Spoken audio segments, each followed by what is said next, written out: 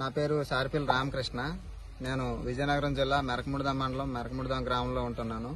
నేను సుమారు 10 ఎకరాల వరకు వ్యవసాయం చేస్తున్నాను. అందులో ఒక 4 ఎకరాలు మొక్కజొన్న పంటను ఈ సంవత్సరం రబీకి గాను వేశాను. నేను ఇదివరకు వేరే వెరైటీలు వేసేవాడిని, కానీ ఈ బేయర్ కంపెనీకి సంబంధించి డెకాల్బో 9217 అనే వెరైటీని ఆ కంపెనీకి సంబంధించిన వాళ్ళు వేయమని నాకు సజెస్ట్ చేశారు. ఒకసారి ఈ సంవత్సరానికి వేసి చూడండి, బాగుంటుందని వాళ్ళు చెప్తే వాళ్ళ మాట మీద నమ్మకంతో నేను వేశాను. వేసే మొదట్లో ఎలా ఉంటుంది ఏంటనే అనుమానంగా ఉండేది. ఒకసారి జర్మినేషన్ కానీ విత్తనం నాటడానికి కానీ ఎటువంటి ఇబ్బంది లేదు. 99% విత్తనాలు అనేవి చాలా చక్కగా వేసిన వరకు అన్ని నాటాయి.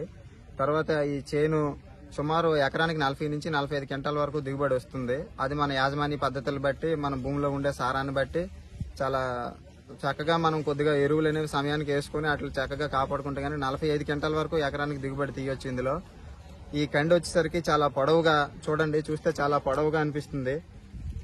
ఓ 16-17 వరుసల వరకు, అలా ఒక్కొక్క 16 నుంచి 18 వరుసల వరకు ఉంటున్నాయి. ఒక్కొక్క వరుసకి 40 నుంచి 45 గింజల వరకు మనకి ఉంటున్నాయి. ఈ దిగుబడి మాత్రం చాలా బాగా ఎక్కువ వస్తుంది. వేరే వెరైటీతో పోలిస్తే ఈ దిగుబడి మాత్రం చాలా బాగుందండి.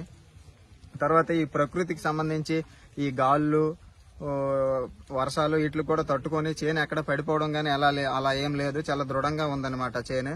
తర్వాత ఈ చేనుకు వచ్చేసరికి చూడండి, ఇది నా సొంత పొలం. ఇది చాలా ఎత్తుగా ఈ పసరదనం ఏదైతే ఉందో, ఈ పసరదనం పంట చివరి దశ వరకు కూడా చాలా బాగా ఉంటుందన్నమాట. ఈ పసరదనం ఎప్పుడైతే ఉందో ఈ ఎన్ను పాలు తాగడానికి, గింజ గట్టిపడి చాలా వెయిట్ రావడానికి అవకాశం అనేది ఉంటదన్నమాట. దీన్ని బట్టి చూస్తే పంట ఎంత చివరి వరకు పసరగా, అంటే పచ్చగా, ఆకుపచ్చగా ఉంటుందో అంత దృఢమైన నాణ్యమైన పంటను మనం తీయగలుగుతాం. ఈ తాలూకు వెరైటీని ఈ బేయర్ కంపెనీ వారు నాకు పరిచయం చేసిన డెకాల్బో 9217 అనే విత్తనాన్ని నాకు పరిచయం చేసినందుకు కంపెనీ వాళ్ళకి చాలా ధన్యవాదాలు తెలియపరుస్తున్నాను. రైతు సోదరులారా, అద్భుతమైన దిగుబడికి శక్తివంతమైన ఆధారాన్ని కల్పించే బాయర్ వారి 9217 మొక్కజొన్న రకాన్ని ఈ రోజే తీసుకురండి.